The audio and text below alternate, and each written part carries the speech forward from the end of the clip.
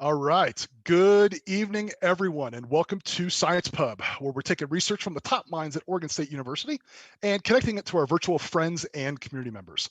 My name is Nathan Moses, Assistant Director for Events and Engagement at OSU-Cascades here in Bend, Oregon, and I thank you for joining us tonight. We're going to be joined in short order by tonight's presenter, Regan Gurin, but let's get to a few updates first, since it's been about a month since we've been on here. So first up, tonight's program will follow our typical script, firstly with the presentation, followed up with plenty of time for audience participation. Participants may submit questions for our presenter via the YouTube live chats if you've got a YouTube account, or via Mentimeter. That's found at www.menti.com. There is a smartphone or mobile device app that you can get through your respective app store. It's just called the Mentimeter app. And what you're going to do tonight is you are going to put in event number 23, 96, 92, and 6. So we're going to use that code for tonight. We'll put that up in chat so people can remember, and we will remind you of that when we get to the Q&A part. So if your question isn't answered, one other option is also to just submit questions to events at OSU-Cascades.edu. We'll make sure Regan gets those questions, and we'll kind of take it from there. So first up, before we get to introducing our speaker, we do have some announcements from the university. The first thing is going to be some updates on science pubs. And as you all are pretty much aware of, we've been kind of collaborating with the two campuses for these virtual events for the first part of the month each month. But we are actually going to be doubling your content over the next 6 months. So the virtual events have been going so well with great attendance. We appreciate everybody's participation in that. Starting this month, we're going to have a usual pub just like we are tonight, the second Monday of each month. And then a second event later in the month. So stay tuned for that. We're going to get some dates up for you here in just a second to show you kind of what the upcoming events are going to be, but we'll also put that up at the end of the presentation. Remember, you can always check out the events. Once we're done with the live presentation, we do have those posted to the page, and we'll again remind you those at the end of the presentation. The next thing up for announcements is just Beaver Caucus. We've been continuing to push with this for advocacy for OSU. If you're looking to be an advocate for OSU, definitely join Beaver Caucus today and help support projects like our current OSU Arts and Education Complex and the continued expansion of the OSU Cascades campus. Check out thebeavercaucus.org for more information on how you can be a part of it. We talked about this event a little bit in the fall, but just a reminder, coming up next week, OSU's 39th annual Dr. Martin Luther King Jr. virtual keynote and award celebration will be held on Monday, January 18th. American political activist, philosopher, academic, and author Angela Davis will be the guest speaker, so make sure to register for that event today. Those of you in Central Oregon, OSU Cascades will also be hosting some secondary conversations about the presentation, and I believe some work events that you can do safely, either in your home or in a safe environment for volunteering hours. So please stay tuned for that. And lastly, we have the Winning in Life After College from the Oregon State University Alumni Association. The winter season series is going to be starting soon. Resilience, community connections, and financial preparedness can see you through just about anything. As a member of the Beaver family, there is a wealth of 200,000 plus alumni experiences and support available to you, no matter where you are in your education or career. Attend the Winning in Life College virtual free event series with opportunities designed for students and alumni and anyone looking for a life or career strategies or networking opportunities. You can view upcoming event details and past recordings at osualumni.com/winning. We'll have that slide up here as well. So definitely think about participating in that, whether you're a recent graduate or somebody's maybe looking for a career change, something very important to go take a look at and a great resource. So next up in the intro, we're going to kind of bring some quiz questions in for tonight. You saw 5 questions kind of cycling through at the very beginning. What we're going to do is pull those guys up here in just 1 second. And we're going to go through and read some of those guys off. So first of all, the first question asked tonight based on the presentation. Again, clearly these questions are going to be covered through the presentation this evening, but want to take some fun and see on your own how you answered them. First question, you're going to a party where you do not know anyone. Which of the following is true? And what we're going to talk about tonight is D. You're going to dress your best to reflect your personality. That was question 1. Question 2, given you're a diehard Beaver fan, when you run into someone wearing Ducks gear, you are more likely to what? So of those responses, A, think you do not have a lot in common with them is the most natural response. Question number 3. At college graduations, faculty wear robes often in different colors. The colors represent C, their school they received their degree from. So those of you graduating very soon in spring, first of all, congratulations. But yeah, if you didn't know that, the color of their robe corresponds with the degree and the school that they came from. Number 4, we all make snap judgments of others. What is true of our snap judgments? And B, of all the answers, they are resistant to change. And finally, question 5. Abiding by your company or college dress code is associated with C, lower prejudice. So those are some of the warm-up questions for tonight's presentation. What I'm going to do next is get right into the man of the hour, our presenter for this evening. And again, thank him so much for his time. We're going to get this show rolling.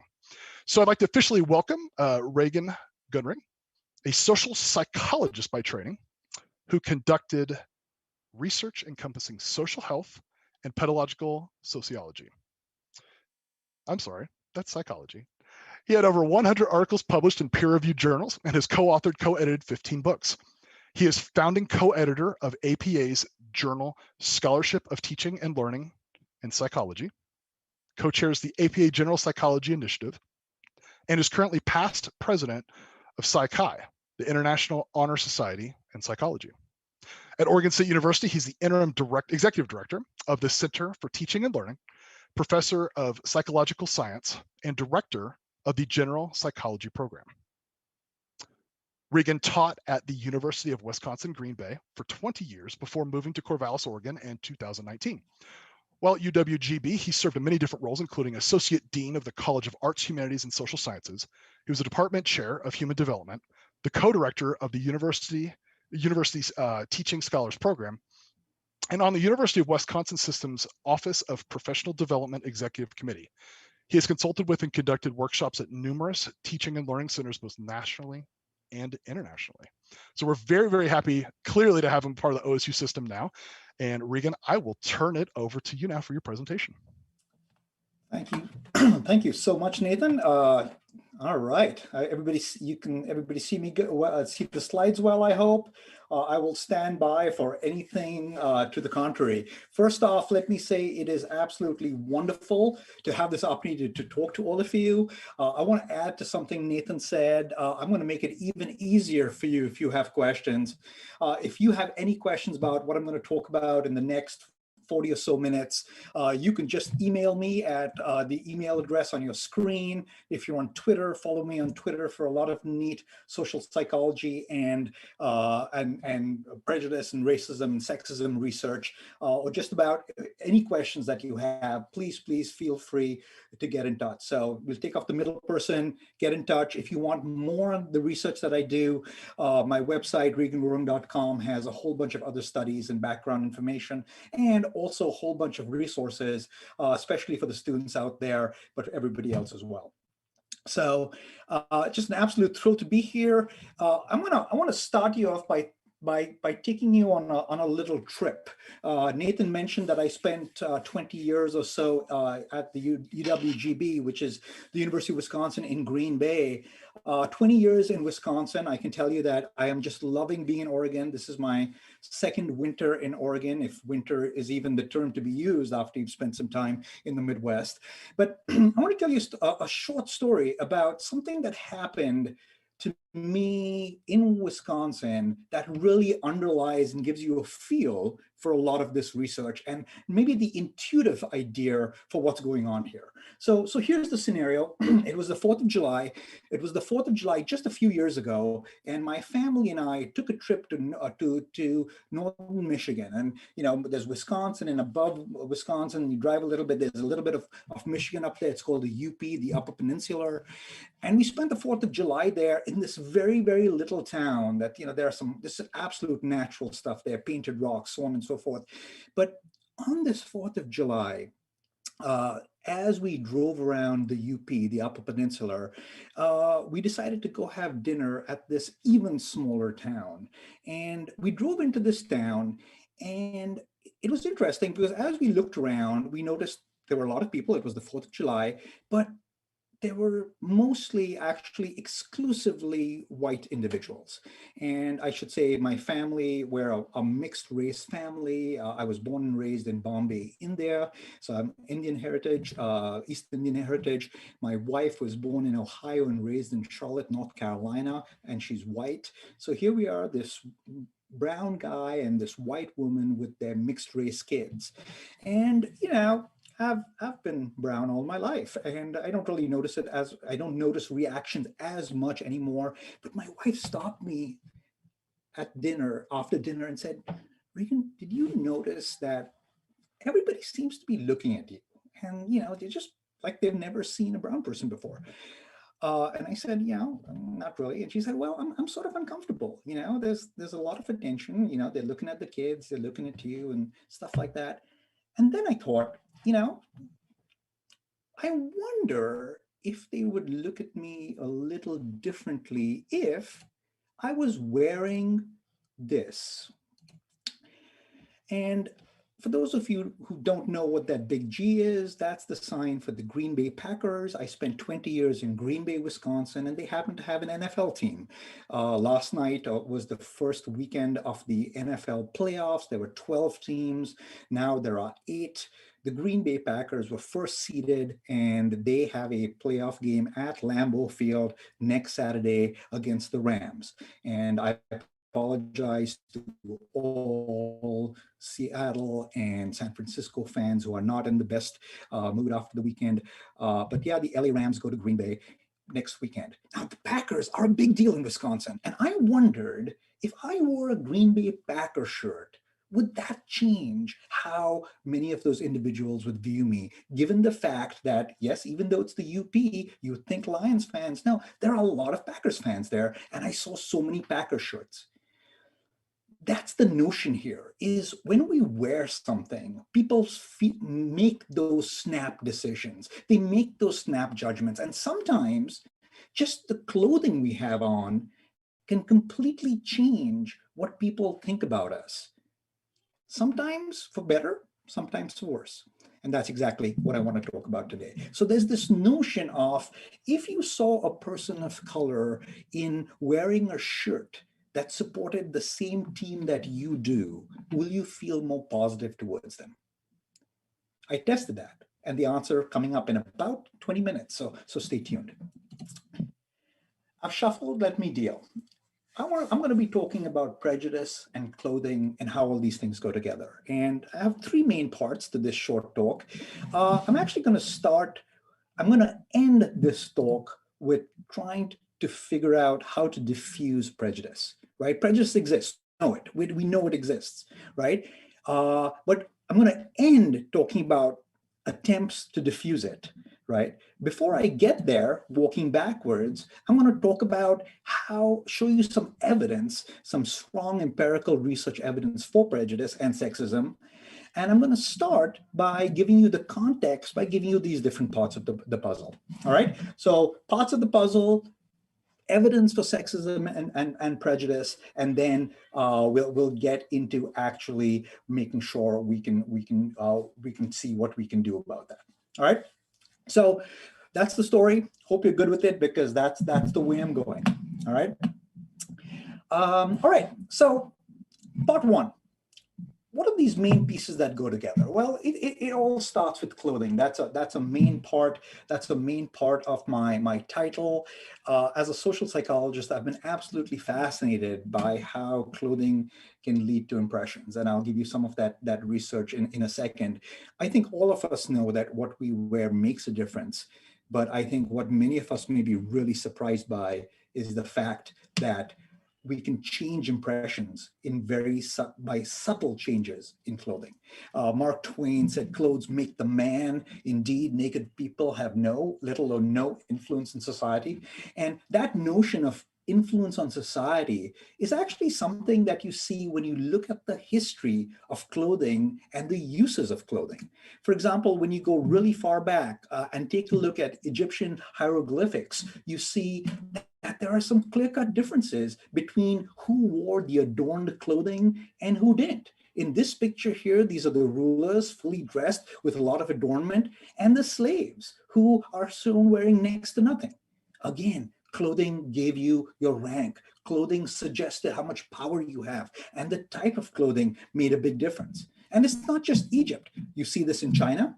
You see different types of clothing going with different forms, levels in society. And you also see this in India, where some of you may have heard of the caste system rampant in historical India, the underbelly and remnants still around today. But even in India, the clothing that you wore made a big difference, right? And those in power, the rulers, had special clothing, though the commoners had very different sort of clothing. So right away, clothing, beyond just protecting you and making you feel warm and comfortable, clothing automatically suggested power. It suggested status. This became part of the reason for the link to clothing was because some types of clothing were cost a lot more money to make. You can look at these pictures on your screen, and especially the Indian pictures here. A lot of royal clothing was made with gold thread. It was made with gold thread. It had jewels set into it, and clearly, if you had power, you could afford that gold thread. You could afford the jewels. It just wasn't gold, though. I mean, yeah, gold. Yeah, you go. Yeah, of course, gold. Gold's expensive, but you may be surprised at what cost more. Here's one of my favorite examples. That right there is the Murex snail, and the fascinating thing about the Murex snail is that if you take the Murex snail and grind it up, you can extract a coloring. And that coloration led to was used as a special dye in clothing. But let me give you a sense of how tough it was to get this dye.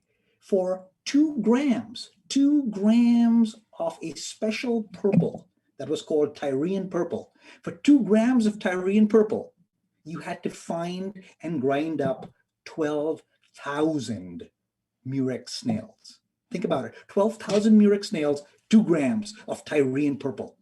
And what was Tyrian purple used for? Royalty.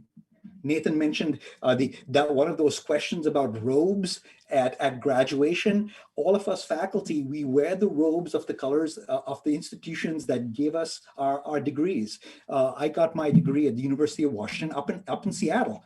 The Huskies purple, my robes were purple. And when I found out about Murex, I could see why the Huskies picked purple, because purple was associated with royalty, right? Because years and years ago, it was very tough. It was very expensive to create purple clothing or a purple dye. So, for years, I've been in academics for almost 25 years. Every graduation, and in Wisconsin, we had 2 graduations a year, wore the purple robes. When I found that the backstory, I think, to why it's purple is a pretty cool little side story right there. So for those of you who are graduating in the spring, take a look at faculty robes. You can tell their home institutions from the color of their robes. There's the Harvard Crimson, the yellows, so on and so forth. So this notion of clothes being related to power is actually really well documented in art. So if you enjoy art, if you are into art and art history, you will see a lot of the use of clothing in art history. My wife's an art historian. She has a PhD in art history. Loved having conversations with her about the role of clothing and power, and how different artists picked the clothing that they would portray, that used to portray their patrons based on how much power they wanted them to have. For those of you interested in art and art history, something that I borrowed my title from is Anne Hollander's Seeing Through Clothes, which is just a wonderful story of how clothing has been used through art and artistic history. Lots of other very, very cool things there as far as art and history goes. Bringing it closer to home, though, interestingly enough, even though it's so intuitively obvious that clothing makes a difference in perceptions. The psychological study of it has been relatively restrained to work in textiles and not as much in social psychology as you would think. There are some direct overlaps. For example, a Hollywood guru of stars, Bradley Bayou, for example, who dresses the stars, came out with a book called The Science of Sexy. But when you read that book, there's very little science in there. Great title, very little science in there. The one little snippet in there, and his whole idea is you dress to best accentuate the shape of your body. That's his one key message in there. And there is there is some science there, although it's not much talked about in that book. And that's what you see on the side. For example,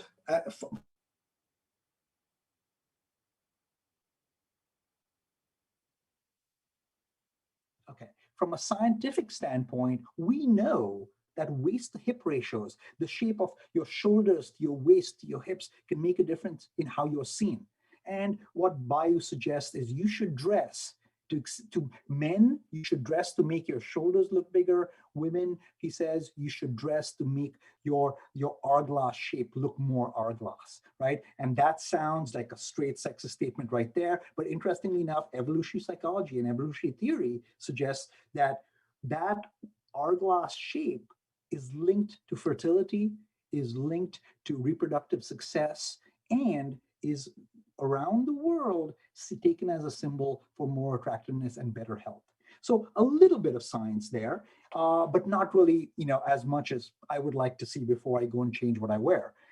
There was a little bit in psychology. Jennifer Baumgardner has a "You Are What You Wear." Baumgardner is a counseling psychologist who, although didn't do research on clothing, does a really nice job of using her interactions with her clients to try and find out what's possible or not. Still, not really science, but some good tips there. The more I looked into clothing, the more you see tips. There's the history of principles of classic menswear, for example, all well and good, but really not too much out there beyond these are the types of ties you should wear, or this is the cut you should wear. So I was really interested in the science. What's the science of clothing, the true science beyond there? And there is some good science. There is some good science. And let's dive into that. Probably the best starting point is the notion about first impressions. Whether you think science or not, you probably know that first impressions are important. Nalini Ambadi, the woman on the Dr. Ambadi, did some of the first research on the power of clothing and first impressions. And she did this fascinating study called Thin Slices of Behavior. And what she did was, what she demonstrated is that after looking at somebody for even 5 seconds, you and I will form an impression of them, and that impression will stick and be resistant to change, and we'll hang on to it even if we get more and more exposure to them. So those 5 seconds completely influences how we form impressions of people, and whatever happens after that does very little to change what those first impressions are. So we know, and Dr. Ambadi nicely demonstrated that those first impressions are extremely important. And the best work on that is nicely captured in this one book, The Social Psychology of Dress. So again, if you want more on the science and the more details beyond what I can cover in 40 minutes, Social Psychology of Dress, a wonderful read that puts everything together. Let's say you don't have time for that and you want to know, hey, okay, cut to the quick. Tell me, what are some of the known links? Well, let me tell you, all right? If you take a look at books and all the research out there, here are some of the known links to clothing. Your clothing, right, influences a variety of perceptions made about you. I already mentioned the status, right? That purple robes and so on. So the clothing influences or leads to judgments of your status. The type of clothing you wear makes you approachable or not. So for example, faculty who dress up casually are seen as more approachable than faculty who dress up formally. But for those of you faculty out there, here's the double-edged sword. Faculty who who dress casually, they may be seen as more approachable, but they're seen as less credible, less knowledgeable, and not as smart as the faculty dressing up formally. So weigh that. You've got to pull off that approachability, but still bring on credibility, right? So clothing, approachability, status, attractiveness, also interestingly enough, to things like conscientiousness, to competence, to intelligence. People make judgments about even your intelligence based on what you wear, right? Now, the conscientiousness may be easy. You go, yeah, you dress sloppy, you can't be very conscientious. That makes more sense. But things like your competence and even your intelligence go a whole step further. The one I haven't mentioned yet, technical term, is objectification, right? And that's one of the most serious ones that really got me started in doing this kind of work. Far too often, and this is a form of prejudice, sexism, far too often, particularly women, are objectified, where they are treated as just a physical body without any attention to their minds and their brains and who they are. And that objectification is probably one of the most studied aspects in this area of clothing and perceptions. So I figured let's focus for a second on the power of the gaze and why it's problematic. Now, I think a key thing to keep in mind here is this research doesn't say, oh, women, you should dress this way, or men, you should dress this way. What it says is, here are the effects of the objectifying gaze. If you stare at somebody,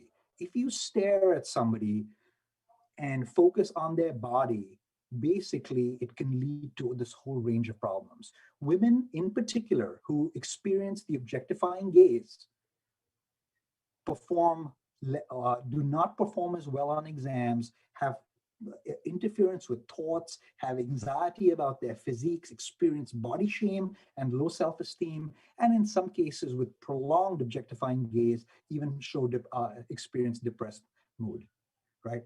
Very, very severe consequences, right? And I think a lot of the gazers don't think much about it. They go, hey, I'm allowed to do whatever I want. Well, that may be, but you need to think about the consequences, okay?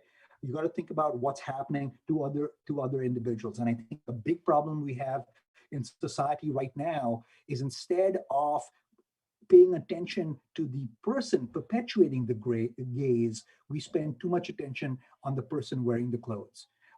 Something that I'll get back to in about 10 minutes is there are dress codes. There are dress codes in school. Any of you out there who is still in high school, especially in high school, there are dress codes, right? And unfortunately, when you look at why are there these dress codes, far too often it's so that people don't get distracted. And what I'd like to say is, hey, then why don't you deal with those people who are getting distracted than the people who are wearing the clothes?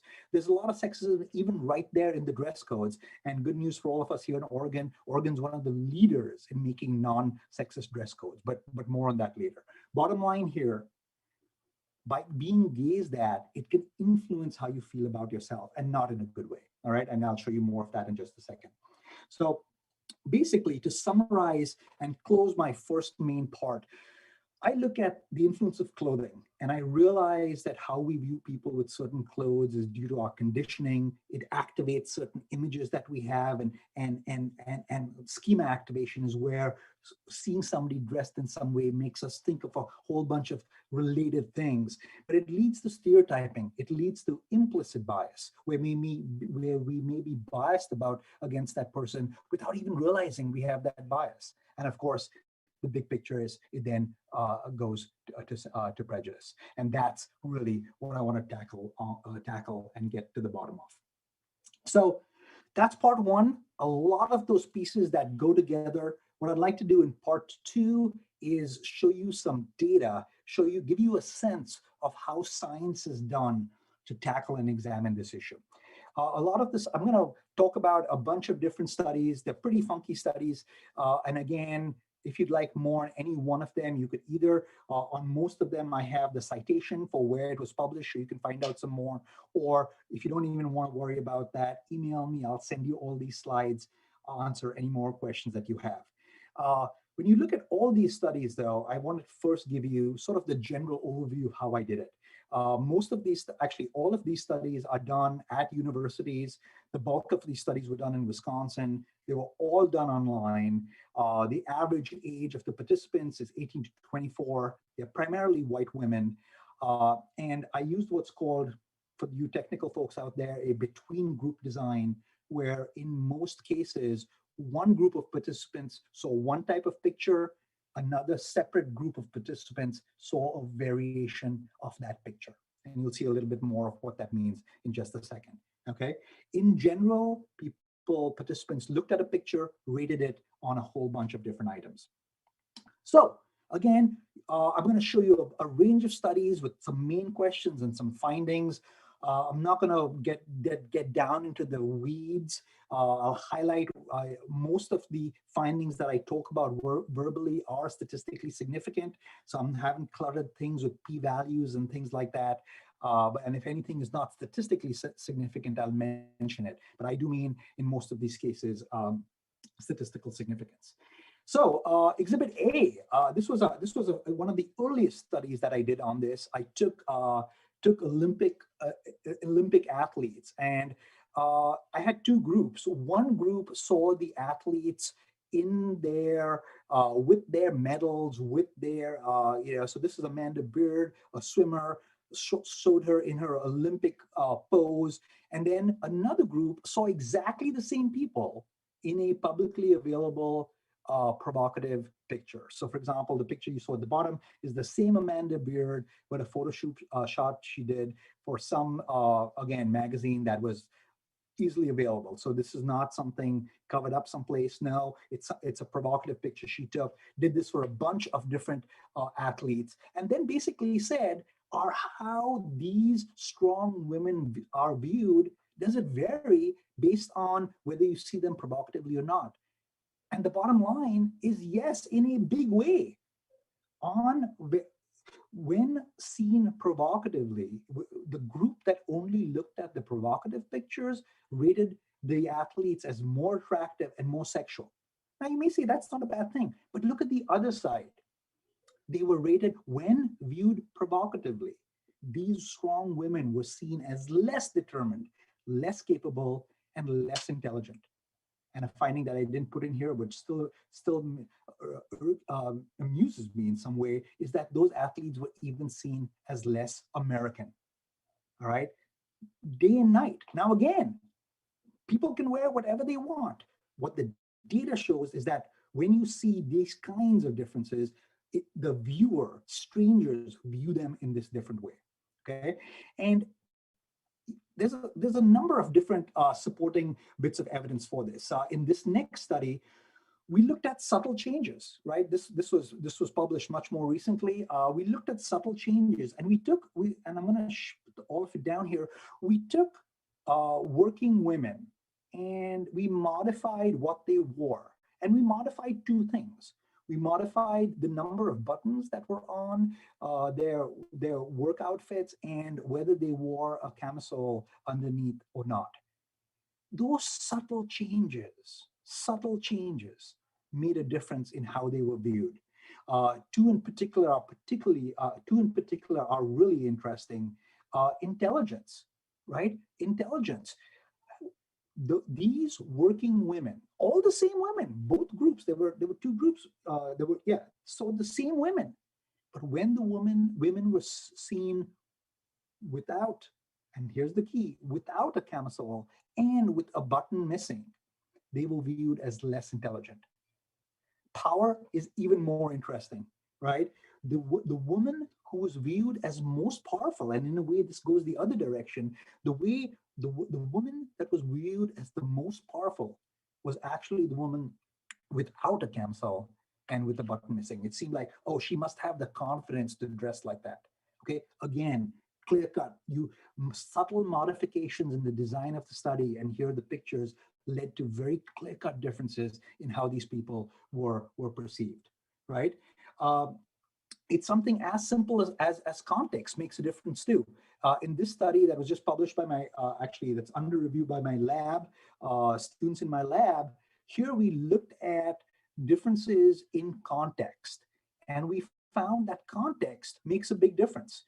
what these numbers essentially suggest is that what happened here was we showed people in clothes that we told the models, dress up like you're going to a party. Okay, and we left it to them. We said, dress up like you're going to a party, and we changed the context in which the viewer thought the dress was for. So we told one group of people, hey, this is a group of people going to a party. We told another group of people, this is a group of people who are going to an interview. What you see with that line over there, especially that line on top, basically what that's suggesting is that people were more sexist when the context did not match the outfit. So when they thought these individuals, like the example there, when they thought that individual was going for an interview, that sense of inappropriateness seemed to make them the individuals more sexist, and they rated those individuals as less smart and less capable, and so on and so forth. Clothing does a fascinating job of even changing stereotypes. In this study, a completely different study, we modified had women dress either. So we had Asian American women and European American women, and they dressed either in a business outfit or a casual outfit. Wearing business outfits seemed to reduce Asian stereotypes, reduce stereotypes of sexualization, and also reduce the stereotype of the Asian women as being invisible. Just the outfit that they were wearing made a difference. It somehow seemed to short circuit how they were seen. Now you may be saying, all right, what about men? Well, we did a similar range of studies on men, showed men either provocatively attired, just like the Amanda Beard Olympian study, or dressed. One group saw the provocative men, one group saw the fully dressed men. No differences whatsoever. It didn't matter how many clothes, what clothes the men had on. It didn't matter whether if they were provocatively attired. They were still seen as capable and intelligent and strong. Didn't make a difference. Big double standard. Huge differences that are different for women and different for men. So what do we do about it? Okay, what do we do about it? How do we diffuse this bias? Well, one answer seems to be to show competence. We did in a variation on a study, we had, you see the three conditions of the study right here. One group of people saw women again, like they were going out for a party. A second group saw the women wearing exactly the same thing, but showing competence, the way we did that was either panel 2, they were holding a trophy, or panel 3, and I know this sounds goofy when you hear it described. In panel 3, those same women dressed up like they were going for a party were shown doing math. Okay, and you may go, really? Doing math? That seems a little odd. But guess what? It made the world of a difference. Okay, pay attention to the red bar. The red bar is without showing competence. And you'll notice that without the competence of the trophy or the competence of the doing math, those women were seen as less competent, less determined, less independent, less intelligent. Okay, and there's more bad news. They were seen as more likely to use their body, more likely to get into a fling, more likely to be promiscuous. So again, showing competence goes a long way in diffusing objectification and sexism. Sort of tough to pull off in a practical standpoint, but hopefully we'll get to that in the questions. Okay, just a couple of more really cool ones. I mentioned dress codes, right? We did a study on dress codes, and here's the deal. We may not agree with the dress codes. We may think dress codes are sexist, but when we dress in code, we are seen as more professional, more efficient, more intelligent, more powerful, more organized, more competent, and more appropriate. Okay. The problem, though, is dress codes are sexist, other than in Oregon, where, and I love this, Oregon has a dress code that's one of the least sexist dress codes, but it's still not great. Men are favored in most dress codes. There's more pressure put on women. And again, like I said, we really need to do more on the people who are doing the objectifying, the people who are being aggressive or taking advantage based on the perceptions, and take the attention away from who's doing the dressing. There's too much victim blaming going on. We got to focus on those people, often men, who are making those objectifying gazes. Okay. All right, before we close, you must be curious. Hey, you said something about wearing Packer gear or sport gear. Well, I did the study. And I wondered whether we could diffuse racism by having individuals dressed in team gear. And again, I did this study in Green Bay, Wisconsin, which bleeds green and gold. Latino men, African American men, white men. Good news, bad news. When Latino men wore Packer gear, prejudice dropped down. Didn't work for African American men. Whether African American men were seen in casual clothes like a white t-shirt or Packer gear, didn't seem to make a difference. Okay, it didn't seem to make a difference. And I have one more on that in just a second to close before I close on that point. I will say though, especially nowadays during COVID, a lot of us are wearing a lot more casual clothing. Just so you know, watch your logos. We did this study where we compared impressions of sort of raunch, more saucy kinds of logos on shirts, sort of nerdy logos on shirts, athletic logos on shirts, and then in control, just a plain white shirt. And we did a separate study on men, we did a separate study on women, and here's a case where we found the same result in both cases. It didn't matter whether you were wearing a white t-shirt, a nerdy t-shirt, or an athletic shirt. The models were rated the same. Models wearing a saucy shirt, maybe a raunchy shirt, a rude or a crude shirt, they were seen as having lower capabilities, not as good a personality, and nobody wanted to hang out with them.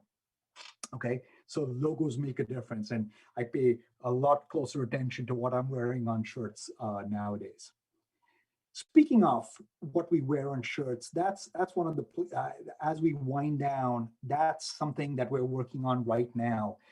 Here at Oregon State, a recent alumni, Darius Northern, has a company called People of Color Clothing, where that's the front. It says People of Color, and on the back, he's got all these really neat statements.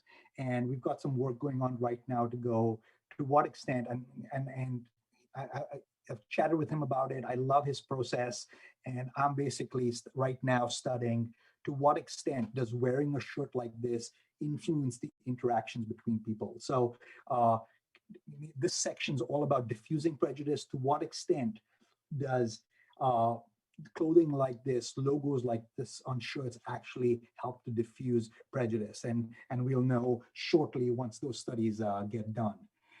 Before we get there, though, here's what we do know. We know that dressing well matters. One of the recent studies that I did was where we looked at does dressing formally versus casually influence perceptions of African Americans? We found that indeed, just like many other racial groups, whenever people are seen dressed formally, they are actually seen more positively. You may wonder from the title, what's Trump got to do with it? We took it up a notch. Before people rated African Americans, we showed them either a video of Trump speaking negatively about African Americans. There's a segment of Trump racist statements, or we showed them a video of Trump's State of the Nation address, or we showed a control nature video. And we wanted to see, does some of the rhetoric that you see out there make a difference? And what we found, interestingly enough, is that when people see or heard Trump being racist, it seemed to diffuse their own racism, and they seemed to temper down their own prejudice. So almost ironically, hearing Trump being racist made people who then viewed African Americans view those African Americans more positively, almost a sort of control thing going on. So we played with that a little bit, and this is the last study I want to talk about today. We really blended a bunch of other studies and said, if African American men wear something showing their competence, will they be seen as less, will they be less prejudiced against? And blending, as you can see, a lot of studies together. We had them dressed formally. We had them dressed in what's called swagger, sweatpants and sweatshirts, or we had them dressed with their award-winning championship T-shirts. And what we found is, unfortunately, we replicated findings showing that dressing formally did diffuse prejudice, but even showing them as being competent didn't seem to make a difference. All right. So some takeaways in this dying minute, right?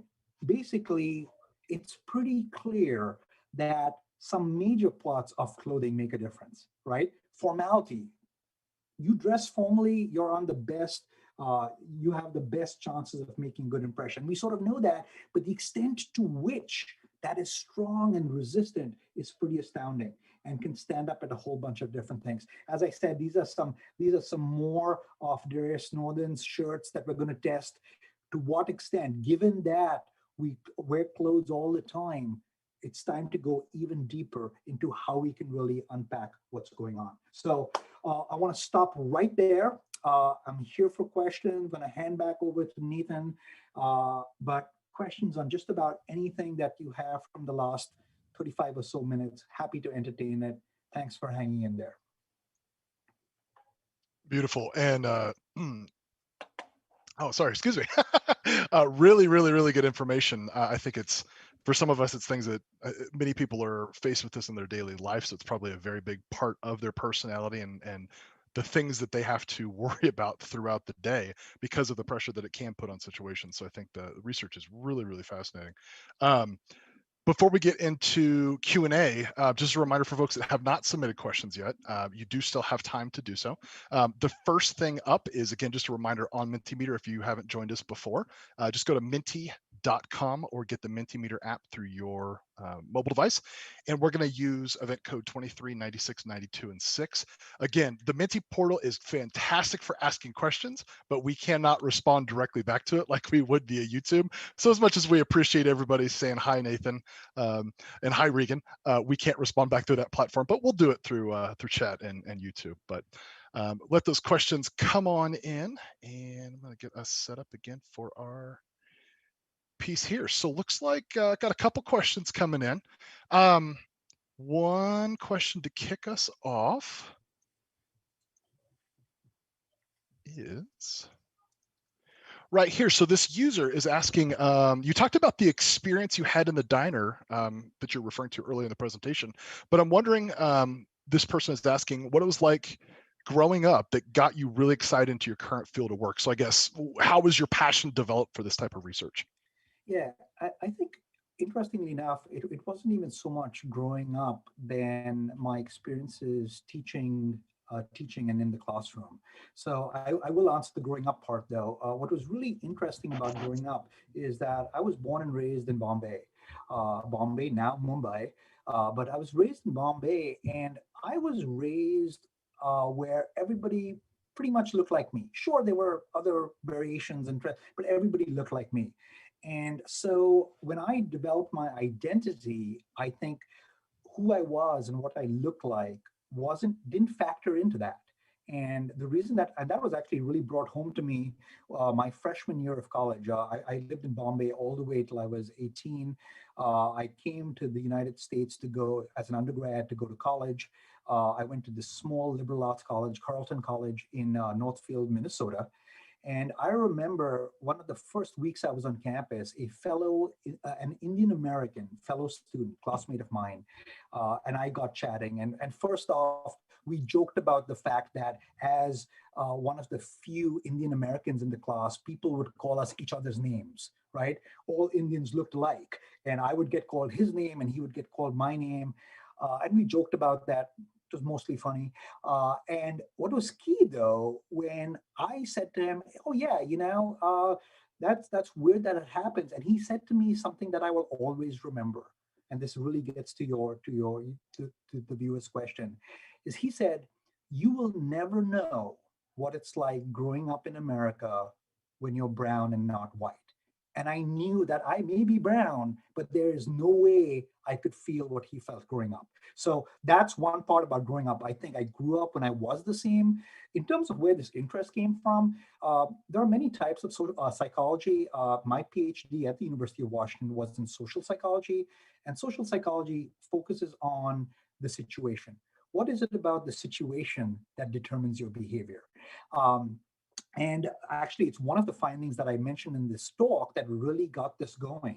I didn't do research on clothing and prejudice and sexism. I did a lot of work on social support, which came in very handy during COVID because we all need as much social support as we can get. But when I teach the big Gen Psych courses here at OSU. They're pretty large. We have small sections too. But I remember the day that I mentioned the same finding that I mentioned to you all just a little bit ago, which was relating to the waist to hip ratio. And for those of you who want just that smidgen more, for men, if the ratio of your waist to hip is a 1, basically you don't have fat on your waist, you are seen as healthier, you are more fertile and more attractive. Women, that ratio is zero point 0.7. So anybody can, just calculate it. And here's the funky thing. It doesn't matter what your weight is. Okay. You could be 100 pounds, you could be 150 pounds, you could be 200 pounds. The difference is that waist to hip ratio. Women with a waist to hip ratio of zero point 0.7, regardless of weight, tend to be perceived as more attractive and biologically are more healthy. Well, I mentioned this finding in class. And the next day, literally the next day, I got an email from a student who said, that was really interesting stuff in class, but my roommate and I have exactly the same waist to hip ratio, but still I think she gets a lot more attention than I do. So it was a great teachable moment when we could say, okay, so what are those other factors that may make a difference? And very quickly we got to clothing, and that actually started 15 plus years of work from that really simple question. So students, ask questions of your faculty. You have no idea how what it could lead to. That's awesome. Well, I think that engagement piece too is it's fun to hear stories like that too, because it happens all the time. But I know that that's a motivation you all have as faculty too. Not only does it lead to interesting new research, but that level of connection. So that's awesome. Maybe kind of on that Absolutely. same point too. The Anastasia is asking, what is the dress code for competence? Is the first question. Who set these standards? I know that one. And do these standards change by geographic region? So I think this is kind of taking what you just talked about kind of to a little bit deeper level.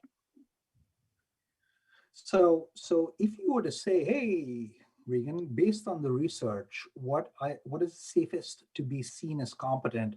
The answer is simple. You probably, if you reflect on the last 20 minutes, you probably got it. Dress formally, right? Dress formally. Some data I didn't put it in here was we did a study of giving presentations, and we had the same students dress up in one of 4 outfits. They dressed up with their, hey, what would you do to watch Netflix on the weekend kind of outfit. We had them dress in business casual, fully formal. And oh yeah, if you were going out to a party, they gave the same presentation and different groups of people saw them in one of those 4 outfits. It was the business casual and the business formal where they were rated as the most competent. And not only were they viewed as the most, where the individuals were rated as the most competent, their presentations were rated as being better than the rest, even though the material was exactly the same. It spills over. It spills over. So that's the competent part. You can't go wrong dressing formally, especially if it's the first time. Okay, who makes the dress codes? You're right. That's it varies by state, it varies by country, but even at the state level, you may be horrified to look at state variations in dress code. I mean, there are some states that are so sexist in their dress codes that you will just be amazed. So it's often the state. At the company level, it depends on the company. Where do they get it from? There's actually there's a lot of legal history in setting dress codes, and it's related to treatment, harassment, a range of different items over there. So I think that's one neat thing. That's one neat thing over there. There was a third part to the question, right? What was the last part? The third part was kind of on geographic region, like how much does it change? And I guess I mean, internationally, I can only assume that like this is just a massive differentiation based on culture and a lot of different pieces that you're talking about. So maybe Right, kind of starting at the state level first, right, for us, country level, and then what does that right. look like internationally? Right. So two quick things there. You see that that in the South we have a lot more sexist dress codes. So if you take a look at school dress codes in Alabama or Tennessee or Mississippi, significantly more sexist dress codes than it is on the West Coast. So California, Washington, and Oregon. Now that is changing. I showed you the Oregon dress code, and that was from a few years ago. So it does change. I think part of the question was also how does it change? There have been a lot of law cases brought up against sexist dress codes. There have been, especially in the business world, many women, primarily women, have successfully challenged dress codes that are sexist and have won, leading to changes in the dress code. Okay, excellent. And then I think I would like in chat right now for YouTube, Lauren and Lynn's comments both. What they're asking is, in some of the photos, especially in your research, and maybe we'll start with that, when you show the women of wearing different items or even the men, the facial expressions or any other tests around tattoos or piercings. Yeah. I know that that's a lot of different things that you could probably test for, but maybe what is some insight around maybe kind of starting with facial expression and how the Right. perception is?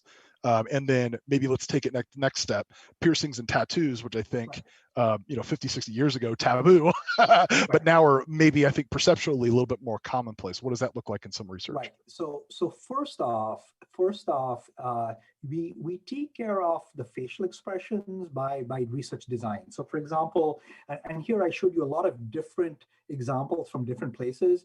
Whenever we used our own models, we gave them instructions to keep their facial expressions relatively the same. Right. When we were using material from the internet, again, we had a very strict criteria on facial expressions. In some studies, we took off the faces so that the facial expression wouldn't be a problem. But even beyond all of that, more often than not, what we do in all these studies is that we average across different women in that group so that the influence of one, so we basically treat different facial expressions as noise. Because you're absolutely right. What the psychology research shows is that we are naturally designed to spend a lot more attention on somebody's face, right? So clothing is important, but sometimes even the face has a lot of information. So in most of our studies, actually in all of the studies, we really try to control for facial expressions, or when we want it naturally to vary, we make sure we control by averaging across number of models. The second part of the question, I think tattoos and piercings. You may actually notice that none of the pictures that I showed you had tattoos or piercings. A reason for that is twofold. One is the way tattoos and piercings are perceived vary significantly by geographic state and also by time, right? So whereas you can argue that even styles of clothing vary by time, they don't vary by time as much as perceptions of tattoos. And so in all these studies, we made sure that we controlled for no tattoos or try to keep the amount and type of piercings consistent so that that wouldn't drive the data. I think a key thing underlying social psych research in general is the bottom line is this: manipulate or change only what you think is related to a hypothesis, try and keep everything else consistent. And so we went by that rule where we really tried to keep at a minimum what was being varied and kept everything else the same. So you may notice in the model pictures, they were either a white t-shirt or a t-shirt with the Pacwell logo, everything else being consistent, including pose and smile and things like that. Now, you may say, hey, those smiles weren't exactly the same. We allowed for a little bit of natural variance. Yeah, but that's a great question. That's a great question. Every now and then I think, oh, let's do some tattoo work. But gosh, that sometimes those perceptions even change by the year. So, my guiding principle has been, let's really just get to, those basic phenomena and go from there. Oh, that's great. That's great. Thank you for that. Next question up. I like this one too because I think when we talk about, you just mentioned about the least sexist dress codes in Oregon, but this comment this person has is, again, clearly, I think everybody still has a lot of work to do. In your perfect world, what does an inclusive dress code look like for folks that maybe aren't quite as familiar with that concept? Yeah, so I like to. I've thought about that a fair amount, and I tend to think about it from two different angles, and I'll give you both angles. Angle number one is really we've got to do, this first answer is almost going to seem to deflect the question, but you'll see why I'm doing it.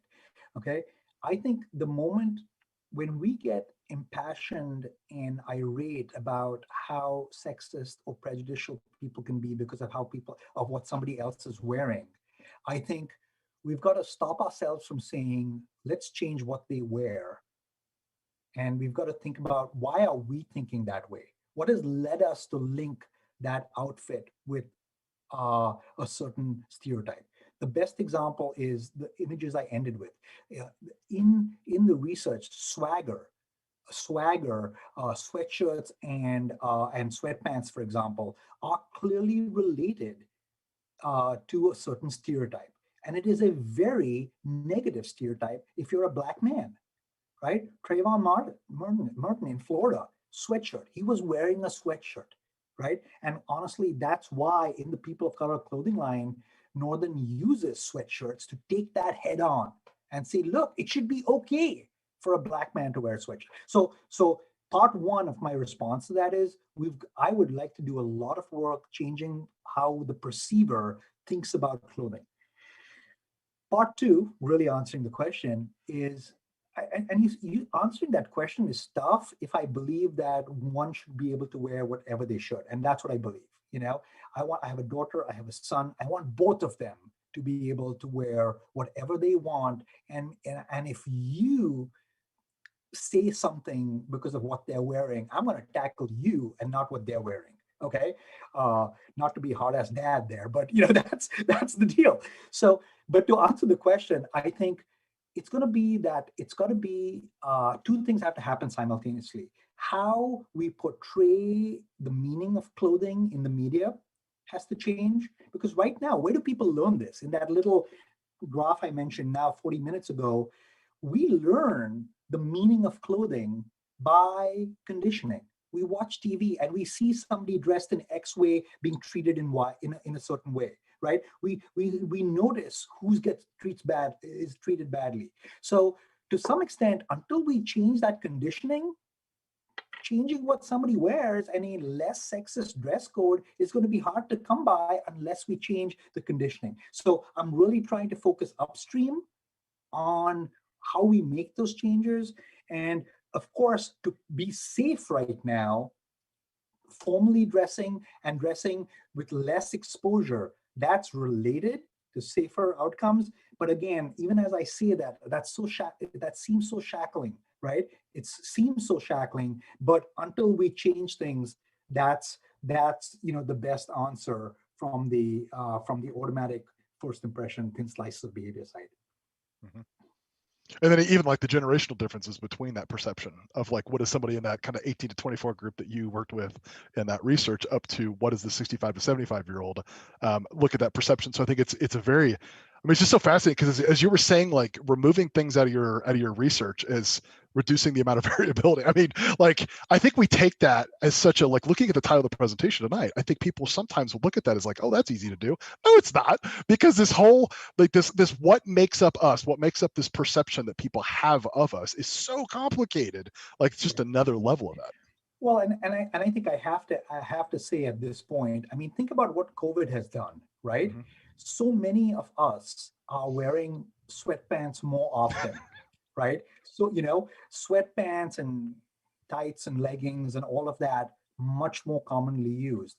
Automatically, by seeing that more frequently, it's slowly going to change what those stereotypes are that are associated with it. When everybody's wearing sweatpants or swagger, it's going to be harder to automatically stereotype that to being, oh, you're lazy, when we've all been doing it.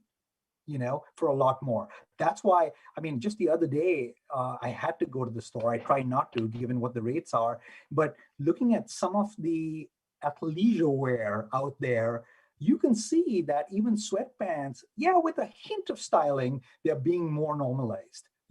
And so I think that that last question, what can you do to be less sexist? Just look at the trends during the close to a year we've been in COVID. You see a lot of that going on right there. And that's how it happens. It's got to be this wide scale. Let's change how this article of clothing is perceived in general. Let's change what's linked to that. And that's how it goes. Yep. Fantastic. Next question up, and I thought this is a good one too.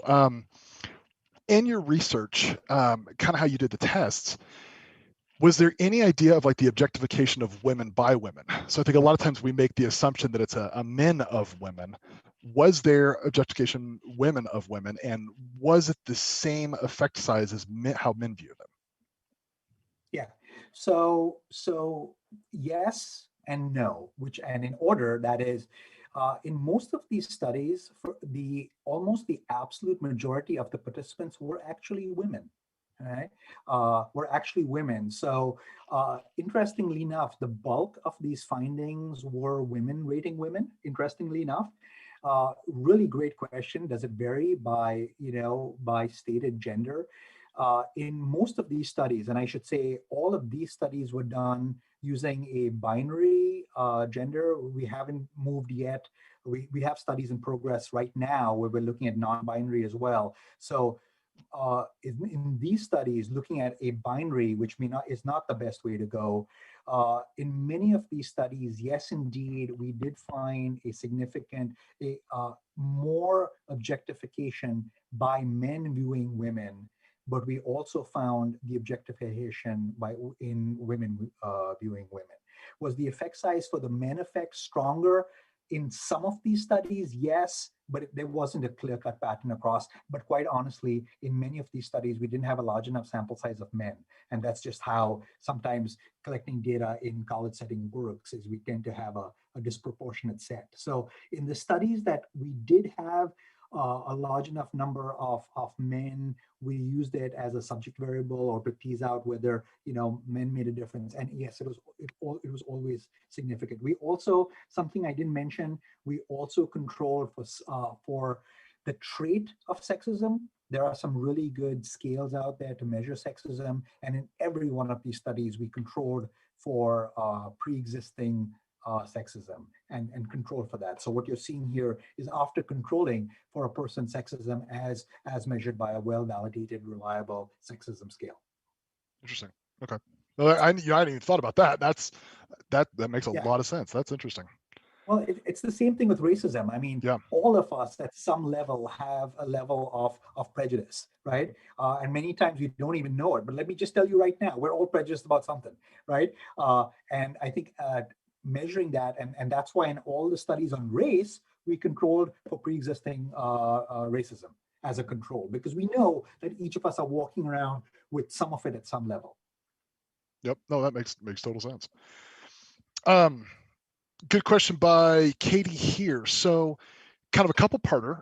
How do you think we can be more aware of our prejudice? And secondarily, one of the initial questions was that our first perceptions are very resistant. So are there ways to combat this or be more aware of it? Maybe kind of take this from the, I don't want to say the self-help perspective, but like as an individual, what are things that we can stay aware of or do to combat this initial perception? Well, interestingly enough, the answer to both questions is actually the same. We've got to get into the habit of realizing that we are making snap judgments and that they may not be accurate. I know that sounds simplistic, but you'd be amazed the times we let ourselves think something and don't do anything about it.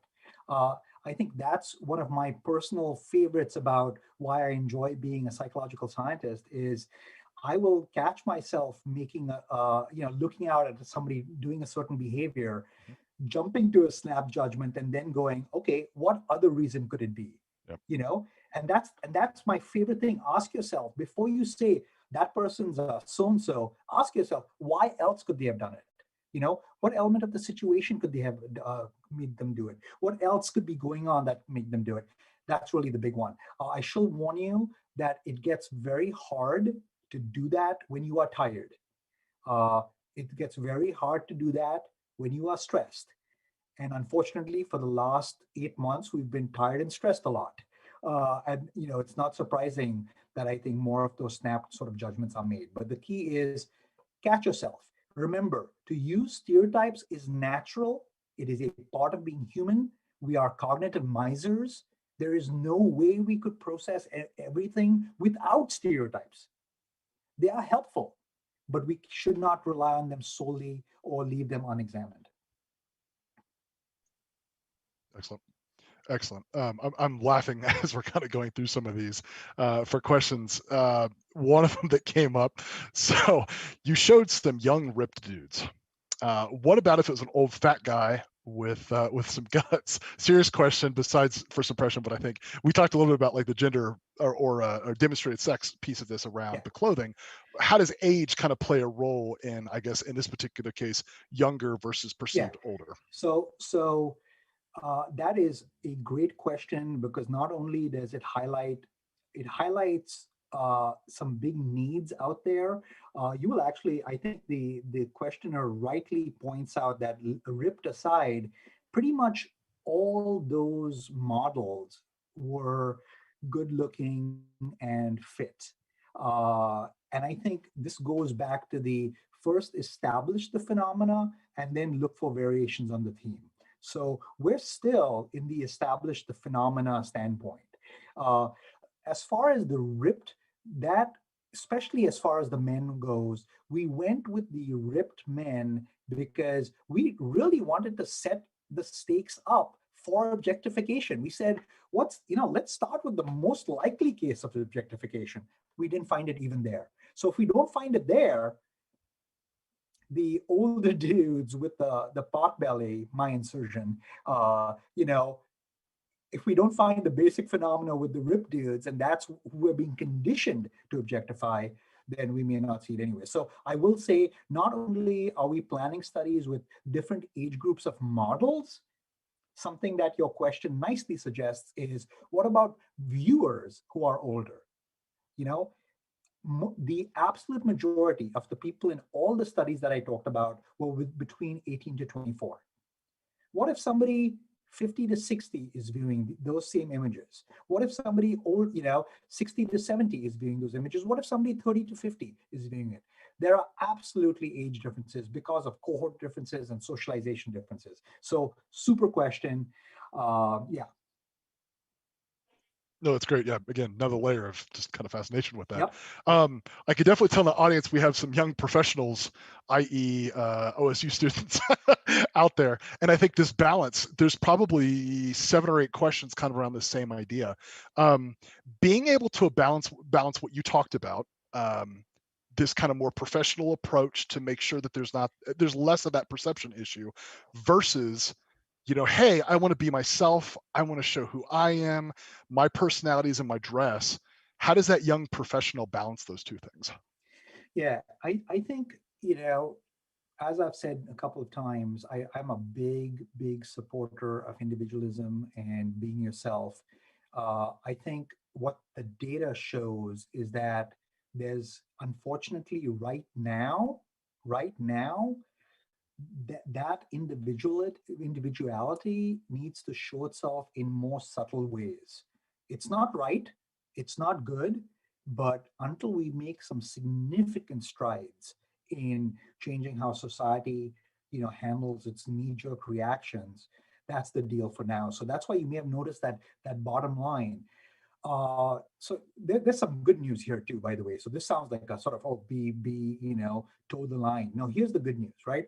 So number one, remember that especially for first impressions, and especially if you're a student, first day of class, right?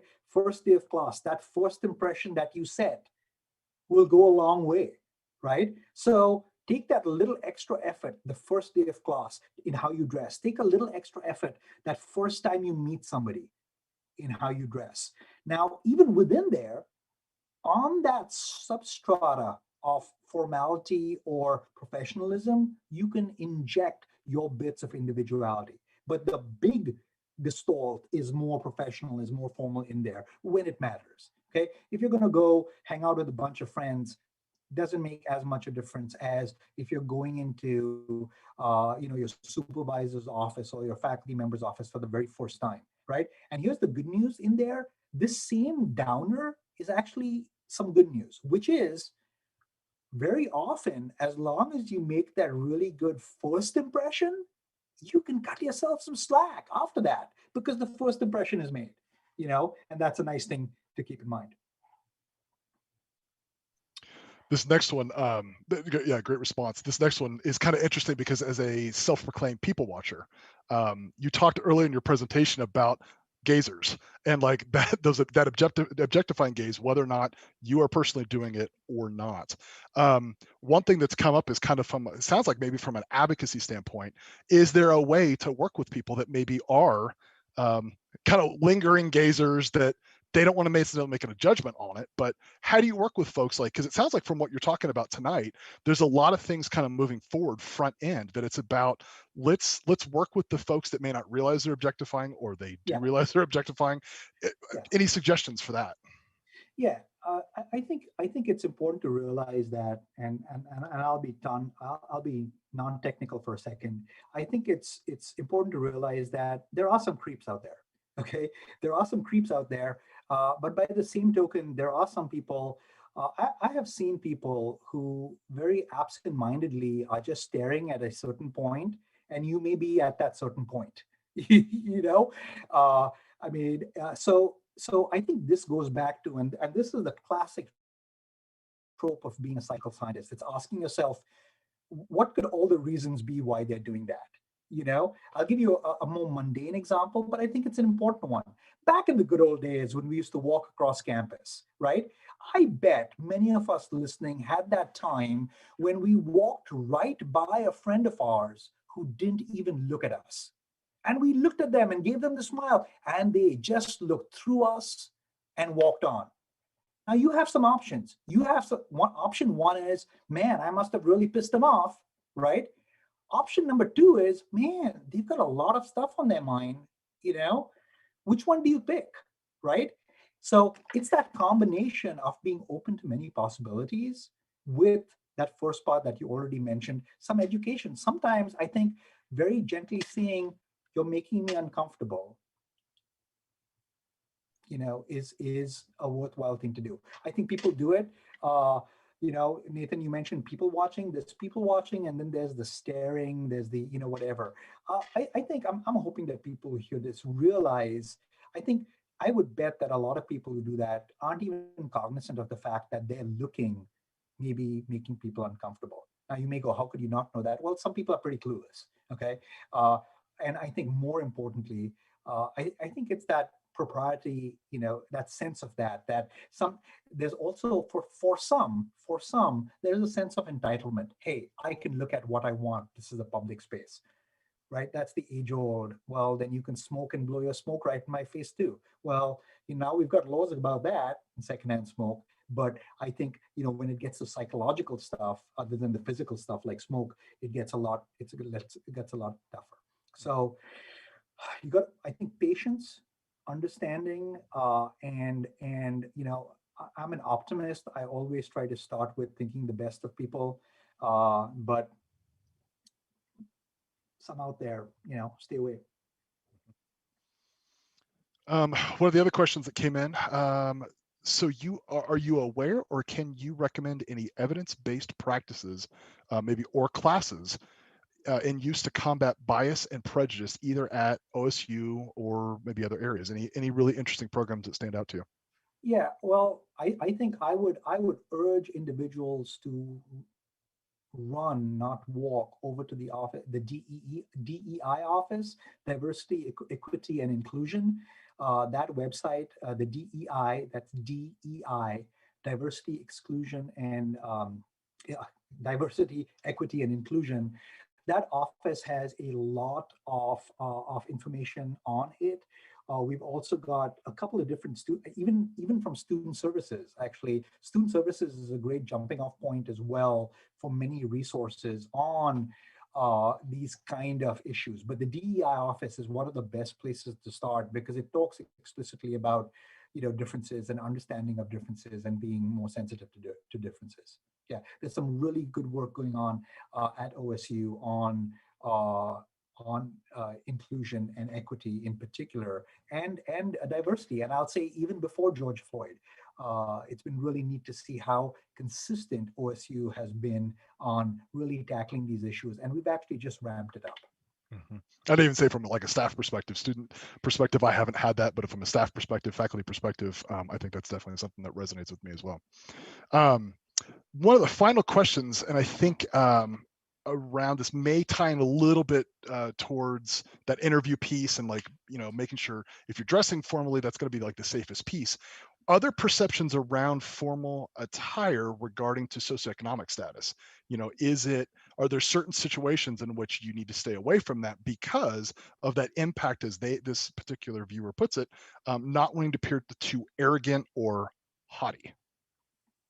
Yeah, that's neat to try to think about that and be sensitive about it. Here's the weird thing, and maybe the sad thing is the especially if it is an interview situation, the benefit of the doubt in study after study is professional, competent, capable, confident, and not arrogant or whatever. Obviously, how you hold yourself and what you say can add to it going the wrong way. Confidence is really key, and I think formality and actually that question brings up a really dark side of inequalities, which is there are many individuals who cannot afford the clothing to go for an interview, which is why I think it's really neat that there are many our campus. I'm forgetting where I saw this, but you could go to a clothes closet and get a jacket and a tie if you're a man, or a good outfit if you're a woman, to dress more professionally. And I think that's a really downside to that question is, especially because of socioeconomic differences, if you can't afford something professional, you would wish that that would be controlled for explicitly, but unfortunately it's not. And so really the onus, that's the really sad thing about this, is these are knee-jerk things that happen very quickly that most people are either unable or unaware of to control for. So yeah, I don't think you can go wrong with the formal. I hear you on the could I be misperceived. There's next to no evidence. Actually, there's no evidence that I've seen where that's gone in the wrong direction. Yeah, super fascinating. Yeah, to shout out, I think here at OSU-Cascades, I want to say it's Benny's Closet was the name of that program where you could come in and donate goods and exchange goods. Yes, yeah, Clearly yeah. in COVID time, that's, it's not working out the same way it did a year ago, but I know that there's a lot of programs that I know Yeah. Corvallis does and other institutions have done to kind of help bridge that gap a little bit. So really, really neat Super program. important. Yeah. Very important. Yeah. Well, wonderful. Well, that's I had a lot of questions tonight. I think I synthesized everybody's responses that we got through Mentimeter and through YouTube, and I just want to thank all of our viewers for attending tonight. Before we wrap up, just a couple thanks to some of our partners at OMSI, Terra Magazine, University Events at Oregon State University, and OSU-Cascades. And as always, a special shout out to Connect Central Oregon for their production efforts. Before we get to some other announcements, Regan, anything that you want to do kind of as closing notes for the activity tonight? Especially given the wealth of questions, if anybody ruminates on it a little bit more and thinks of something else, hey, email, because I know how it is. Sometimes I'll think about it for a little bit, go, wait, I should have said. Please feel free. Regan Gurung, OSU, easy to find. Yeah, and I've started getting better too, like doing this as a moderator now. I write my questions down as I go because I'm one of those people, like as I go through the experience, then I'm like, oh shoot, that question that I was going to ask, what was that? So I appreciate that. So again, any of our viewers, definitely pop us some emails after the event if need be. Kind of going in, couple last reminders before we head out, and I'll let our production folks kind of get caught up here. But just a reminder, viewing our events after they go live. So there's still a little confusion on how folks can rewatch one of our Science Pub presentations or send it to a family member or a friend. It's easy as visiting osucascades.edu/science pubs, or finding us on YouTube by searching for OSU-Cascades and searching to our past live streams playlist. Now, university events at Oregon State University has also recently, within the last month or so, further updated their website to parallel this and actually put all the live stream pieces up there as well. So we'll make sure that we get some slides up about that for some direct links to that content. We love people passing this around. I think that's one of the biggest advantages for us going virtual now, is that where we had a limited audience in person, now you literally can send it. And I actually have family in Berlin, Germany, who we send content to, and they love seeing it. So just one thing to kind of take a look at. So definitely keep that in mind if you've missed a presentation or you want to pass it on to somebody else that wasn't able to register. The last little slide reminder here for the Winning and Life After College series for OSU alumni. Don't forget about those upcoming events that they'll be doing. Again, you can check out osualum.com/winning for information about that program. And then again, a final reminder, just to sign up and attend what will be a fantastic presentation by Angela Davis next Monday, January 18th at 9:30 a.m. and consider participating in some of the follow-up programming that will be done at both campuses, whether they be virtual discussions or other activities. So again, that's kind of what we have for the night. Again, Regan, I really appreciate your participation tonight. We clearly can't do this without our faculty experts. Very glad to have you a part of the OSU family here. And this concludes our Science Pub for Monday, January 11th, 2021. Tell a friend about your experiences tonight. Shoot us topic ideas if you'd like to see certain things in the future, maybe some future research that's going on. And be sure to join us out there. Have a great evening, and thank you all again.